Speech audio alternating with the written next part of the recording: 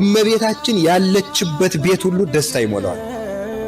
አተው የከፋቸው አግኝተው ደስ ይላቸዋል። ለምን? የበረከት ምንጭ ናትና።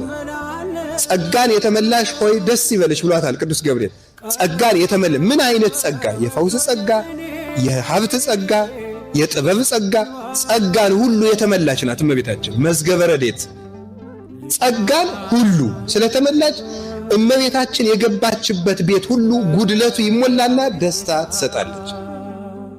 ለሁሉም የምትበቃ እናት እመቤታችን። እኔ እናቴ ልታበላኝ ትችላለች፣ ልታድነኝ ግን አትችልም። ልታለብሰኝ ትችላለች። ከጸጋ ስትሰራቆት ግን እናቴ ምን ልታደርግ ትችላለች? አብራኝ ታለቅሳለች እንጂ። ብታሰር እናቴ ወርዳ ጠበቃ ገዝታ ልታስፈታኝ ትችላለች።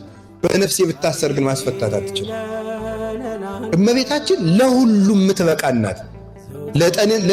ሐኪም ትሆንናለች፣ መጋቢ ትሆንናለች፣ መምህርት ትሆንናለች፣ መጠለያ ትሆንናለች፣ ሀገር ትሆንናለች፣ ጌጥ ትሆንናለች፣ መነጽር ትሆንናለች፣ መልካም ቃል ለጆሮአችን፣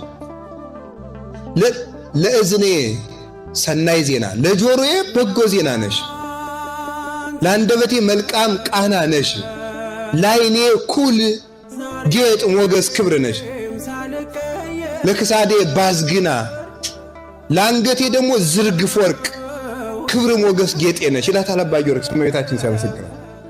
ጌጥ መሆን ይውላችሁ ልብስ ምግብ አይሆንም፣ ምግብ ልብስ አይሆንም። እመቤታችን ሁሉን ትሆንናለች። ለምን? ሁሉን የተመላች ስለሆነ።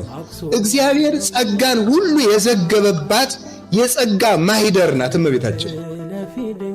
ይሄ ደግሞ ሊደንቀን አይችልም። ጸጋን ሁሉ በያዙ አይደንቀንም፣ የጸጋን ባለቤት ሁሉ ስለያዘችው ማለት ነው። እና እመቤታችን የቀረባት ሁሉ ደስ ይለዋል።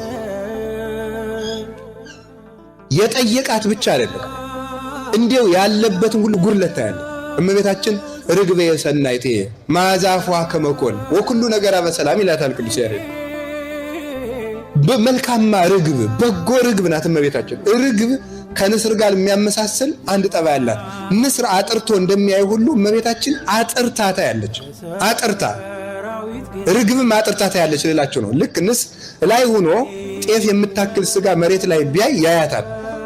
ርግብም አይኗ የጠራ ነው፣ አጥርታ ታያለች። እመቤታችን ጥቃቅን